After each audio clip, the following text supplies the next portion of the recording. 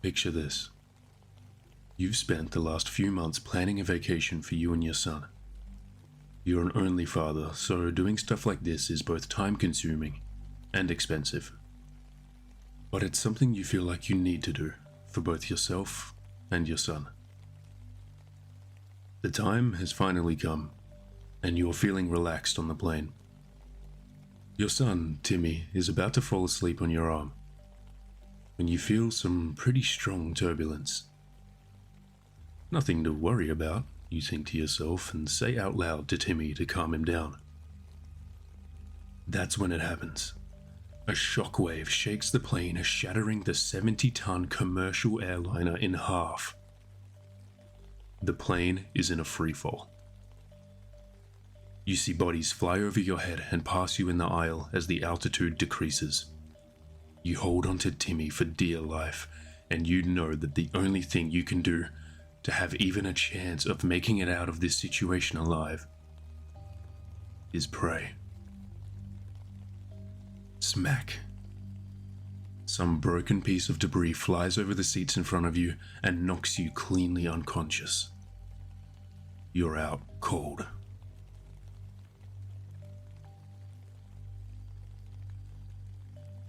It's impossible to know how much time has passed. All you know is that you have a splitting headache. You struggle to open your eyes as your body and mind are not quite ready to recover from the injuries and the stress that just occurred. You are only just able to open your eyes as you see a broken mess of a plane on the ground and your son, Timmy, unconscious only meters in front of you. Your eyes glance up as you see a figure towering over Timmy. This figure is definitely human, but his skin is dark red. You watch, hopeless and helpless in terror, as this figure bends down, picks up your son in his arms, and leaves. Your body, seemingly exhausted from the crash, needs more time to recover. You collapse, watching your son be taken away from you.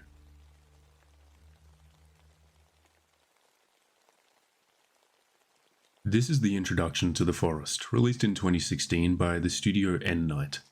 This game released in early access in 2011 to mixed reviews. This was a time when majority of indie games would be released into early access. While not the norm for every indie studio, it was encouraged for indie developers to go down this path, to help fund the development of their game. The Forest is a survival horror game that mixes exploration, spelunking, survival, resource gathering, as well as statistic management. In order to progress through the game, there's a set of objectives outlined in your journey for you to complete, with one goal being the most important. Find Timmy. Now, I bought The Forest in 2011, when my shitty laptop wasn't even capable of running the game at recommended stats. This was both a harsh lesson for myself into system requirements, and my third game I ever installed on Steam. I remember needing to downgrade the resolution of my game to get a steady 20 FPS, and I played that game religiously. Even at that horrendous frame rate, I was hooked. There was something deeply immersive about chopping down trees with janky animations and fighting off cannibals in a world that was barely holding together on my screen. It didn't matter that everything looked like a muddy mess. I didn't care that the AI was buggy, or that sometimes the trees would fall in the wrong direction. The atmosphere had me hooked. The loneliness of the forest, the sudden terror of hearing footsteps that weren't mine, the flickering light of my lighter barely illuminating the pitch-black cave system. It felt raw, unpolished, and real. I can see why other people brushed off The Forest as an early access survival game, just like everything else. The Forest, though, had something a lot of them didn't. It had heart and fear. You could feel the passion behind it, the ambition. You weren't just surviving to stay alive. You were surviving for a purpose. You were surviving for Timmy. This was a game that wanted you to ask questions. Why were these tribal-looking cannibals living in this forest? What are they protecting? And how deep do those caves really go? Even with all of its early flaws, I could tell this wasn't just about crafting and killing, there was a mystery. Throughout the development journey of the game, the devs over at Endnight continued to polish and add features to this game, eventually getting it ready for the final release. The Forest 1.0 released in 2016. Now that the game was properly released, it was met with some more positive reviews compared to the early access.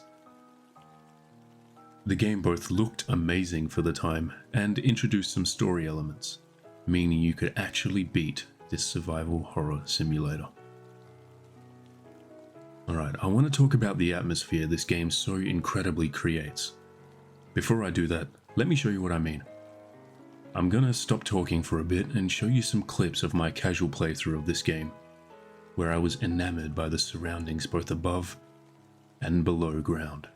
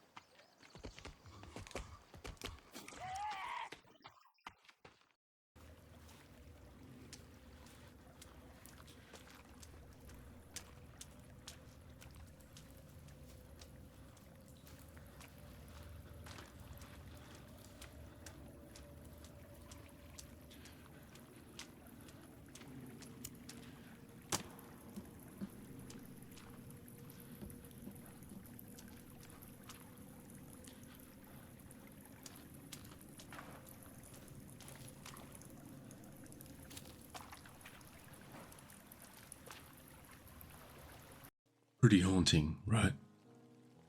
The forest nails atmosphere in a way that a lot of games try to do, but barely pull off. There's this eerie stillness when you're walking through the trees, where the only sounds are the crunch of your footsteps and the wind moving through the leaves. Feels calm, peaceful, until it isn't. Then you hear a branch snap behind you, or you spot something in the distance just out of focus. A shape, a movement, and suddenly the silence becomes deafening. That's what the forest does best. It plays with your sense of safety.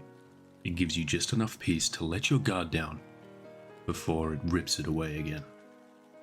Above ground, you feel like you're surviving. Below ground, you're invading. The caves are claustrophobic, dark, and filled with things that definitely don't want you down there. It's a stark contrast that kept me coming back to the game. I found it very easy to immerse myself in the world of the forest. There were times where I was building a gazebo or a sacrificial torture chamber for my cannibal victims when I should have been looking for my son. But hey, that's totally normal, right?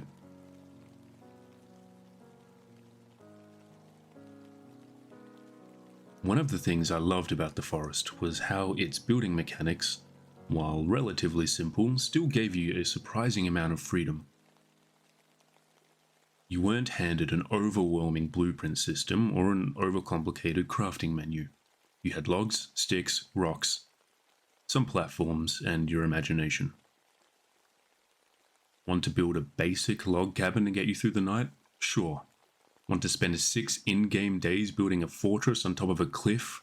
Absolutely. There was something really satisfying about how tactile it all felt. You weren't just selecting a structure and watching it appear. You'd get what you want built ready, and then you were hauling logs across dangerous terrain, dodging patrols of cannibals, and placing each piece one by one.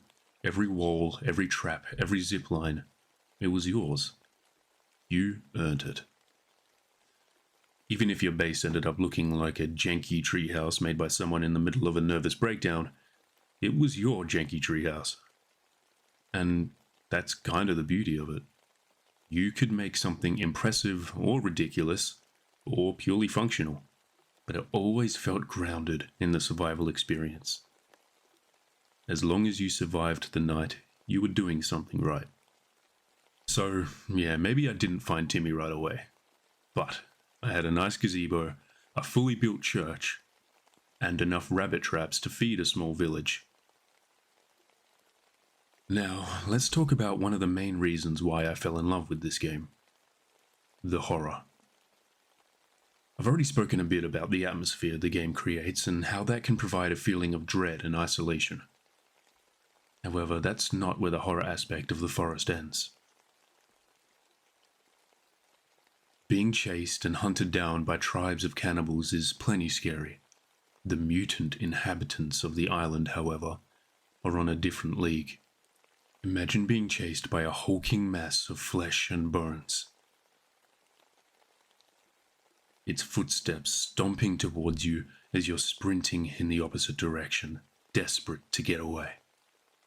Every step you take in the caves of the forest can either be a loot-filled paradise or a nightmare of cannibals and mutants prepared to take you out.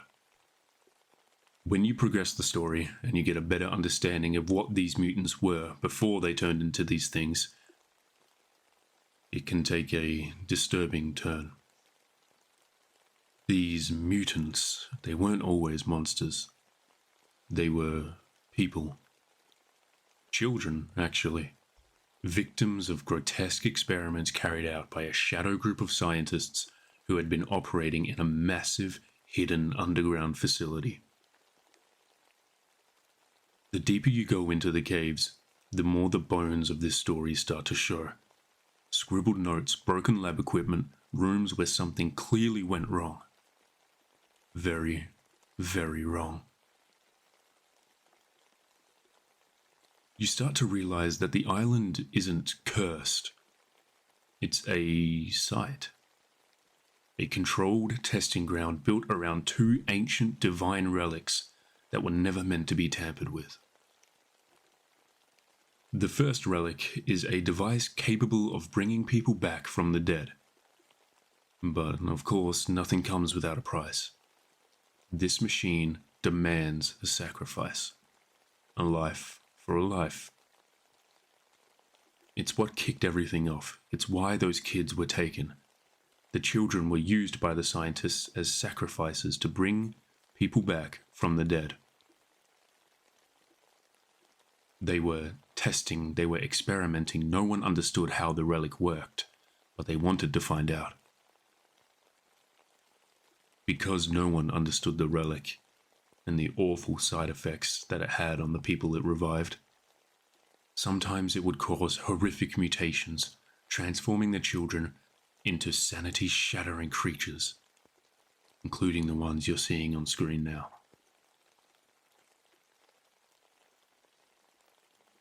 And the second relic, a device that can send out a massive electromagnetic pulse, powerful enough to, say, shatter a 70-ton commercial airliner in half.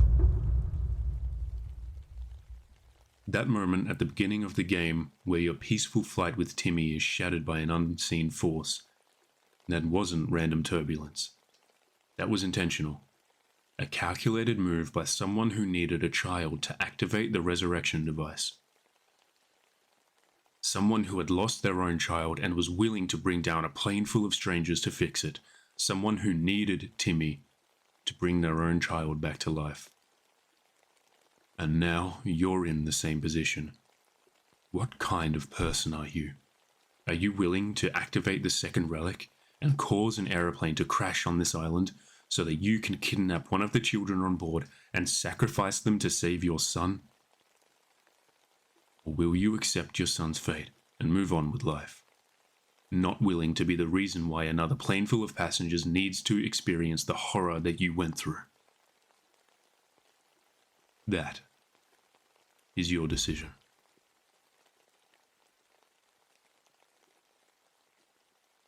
Thanks everyone for watching. There's a lot of aspects of the story that I didn't get to touch on here.